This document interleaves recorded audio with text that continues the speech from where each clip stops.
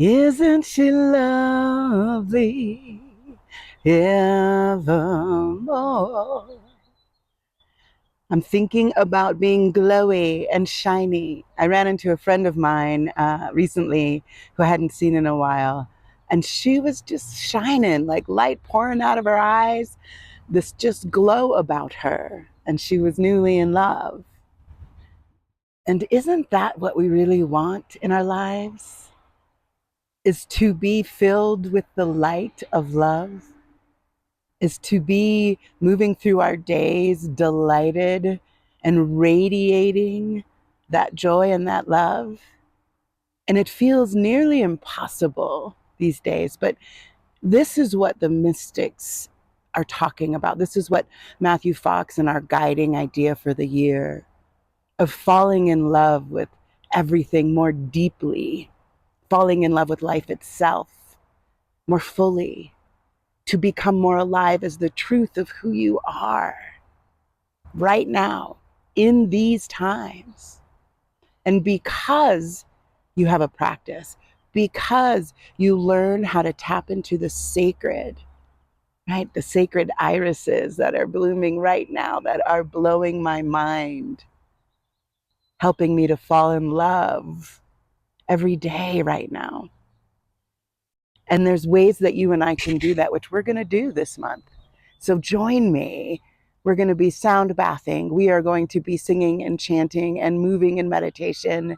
And you'll have an opportunity in the Albuquerque area to get into the practice of ritual and ceremony this solstice. Learning how to create intention in the sacred every day so that you can glow up and have your spiritual glow up. I love you so much. Happy glowing. All right. You know, we're talking about glowing up this month. We're talking about making a habit of the sacred. We're going to be talking about ritual and ceremony, which we'll be getting into today together. But I wanted to start today with that song because I want us to remember that our spiritual lives are not separate from our heartbreaks. Our spiritual lives are not separate from the tragedies in the world, and that when we are feeling heartbroken, that's what we bring to the ceremony. That's the place we get to lay down our pain and our suffering and our grief and our heartache. And so that song is to help us remember that there isn't anything bigger than God, bigger than love, and we can take it all into our spiritual life. So I wanted to start today with a short reading from Mirabai Starr in her book, Ordinary Mysticism. She says, I have an eclectic collection of candles, in quotes, little lights that guide me back home to myself. I kindle them. They burn down, or a stray breeze may blow them out. I replace them and light them again. Sometimes I blow them out on purpose to take a break from luminosity. My candles include spiritual superstars like Mother Mary and the Dalai Lama, and unknown sages like the woman who sells newspapers at the intersection and delivers messages from the dead, and her autistic daughter who repeats my name over and over in a loud whisper so she can get it right. Mirabai. Sacred scriptures from all the world's religions are candles for me. The Hebrew Psalms, which cultivate my holy awe. The Beatitudes, which reassure me that my gentleness is strength. The Tao Te Ching, which reminds me to behave like water and flow around perceived obstacles. The Upanishads, which dare to suggest that I am that which I seek. The Hadith of the Prophet Muhammad, which, contrary to what popular media in the West leads us to suppose, declares that paradise lies at the feet of women. And the Buddha's Deer Park Sermon, which describes the sweet spot between overindulgence and artificial austerity. Every kind of music can be a candle for me. Chanting the divine names in Sanskrit and Hebrew, or listening to Middle Eastern women do hip hop and Mozart's Requiem, singing folk ballads in the bathtub, or playing Lou Reed on my Bluetooth speaker as I chop vegetables for dinner. Political engagement is a candle. Languid sex on a Saturday afternoon is a candle. climbing a mountain and feeling my legs and lungs heat up and grow strong, or sitting very still with my back against a redwood tree. All are candles. I love this because that's really what I want us to hopefully take away from this series and think about today, is what are the rituals or intention or ceremony, what are the lighting of candles in your life, or could be, that help you connect, have a direct experience of the sacred, which is how we define what a mystic is. It's not super fancy. It's just someone who's having a direct experience of the sacred, which is available to every single one of us, right? This is not just for the prophets and the saints. So, lighting the candles, I think of it as, what are my touchstones that help me find my way back to the sacred when I have walked off the path, which happens about 72 times a day. So there are a lot of candles, which is why I wanted to read that from Mirabai Starr, right? Who is sort of a famous mystic. And if you listen to the many, many, many, many, many ways, she finds her way back to the sacred in the ordinary. And that these are ways that she lights the candle for herself to be brought back to the light. And when we decide that this is a commitment we're willing to make for ourselves, that we are willing to commit ourselves to a habit of the sacred, we begin to identify, okay, these are the things that are my candles. These are the things that are my touchstones. These are the people. These are the places. These are the songs. These are the dances. These are the sexy times. These are the vegetables I love to chop with this very special knife, right? These are the times I remember to say, thank you, God. Right? When I'm looking into a blossom, I was out collecting garlic scapes this morning, and every single one in my face, thank you.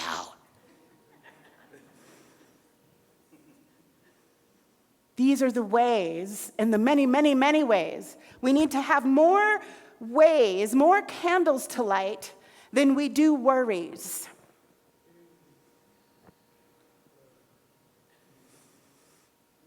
I want you to take 1 second with me right now, including you watching online, to count your worries. Let's just do it. Let's just count our worries for a minute. Let's count our heartbreaks, our angsts, our anxieties, our rages.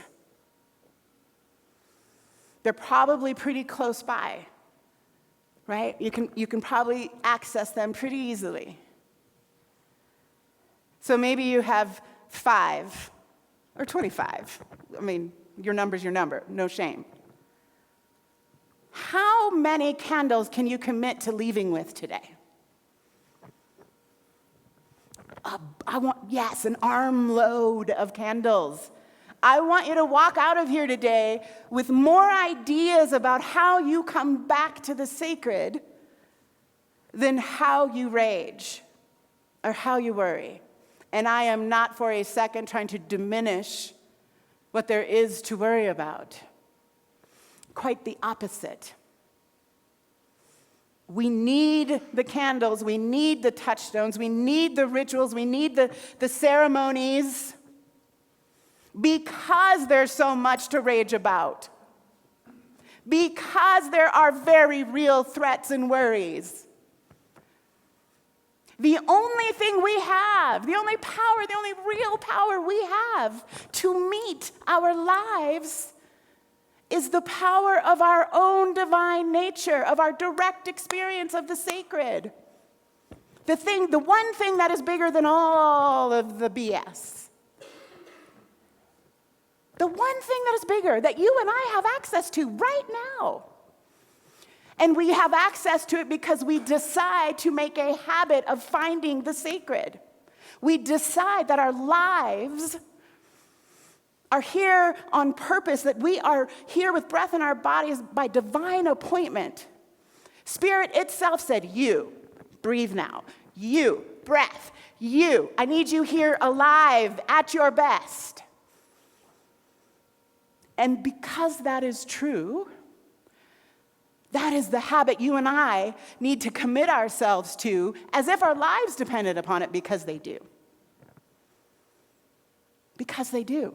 To know ourselves as filled with this Holy Spirit, with this something greater, with the intelligence of the universe that literally figured out how to make seas rise and moons turn. That intelligence, that power, that wisdom, that love is available every moment. I want to share at the end of that section of Mirabai's book. She goes on to say, set your intention to uncover the jewels buried in the heart of what already is. Choose to see the face of God in the face of the bus driver and the moody teenager, and peeling a tangerine or feeding the cat. Decide, mean it, open your heart, and then do everything you can to keep it open. Light every candle in the room. I love that. Light every candle in the room. When you and I decide that the habit we are going to make is to come back again and again and again and again and again and again and again and again and again and again and again to the sacred, to the greater reality that you and I are made of God's stuff, we do that by lighting every possible candle we can light as often as we can in every room we find ourselves in, so that we can sometimes be the candle for other people, right? And that we can find the ways to light off somebody else's spark when we need it. But the commitment, it's, there's all of this stuff out there right now. It's like the one thing and habit stacking and blah, blah, blah, blah. I'm not really talking about that, but I kind of am talking about that. Like, I actually want you to put it in your calendar that you are seeking the sacred. I want you to set an alarm on your fancy watch phone thing that I can't remember the name of because I don't do fancy watch phone things.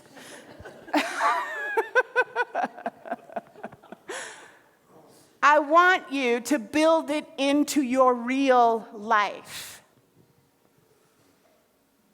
Because if we're lighting the candle at every chance we can get, we need reminders, right? I can wake with my morning prayer of thank you, and before my feet hit the ground, have forgotten that I was grateful, right? So thank goodness my altar is right there so I can be reminded again. We need reminders. We need a commitment, an actual habit, a ritual of remembering, creating ceremonies out of garlic scapes, right?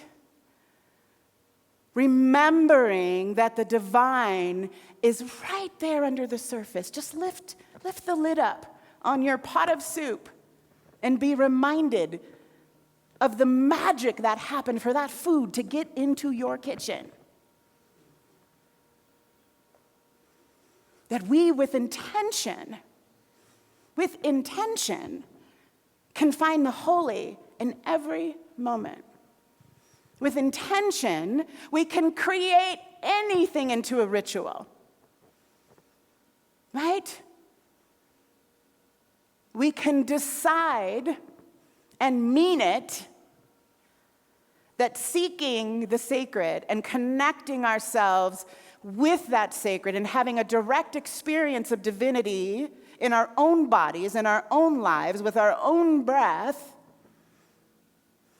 can be the way through any darkness we are confronting. And I would offer That as all the systems are crumbling and the economy is dust to dusting is something I heard recently on a podcast, and I was like, yes.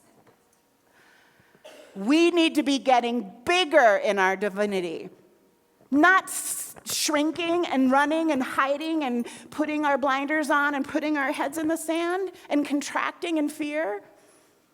It's asking for us to get bigger in what we know to be true.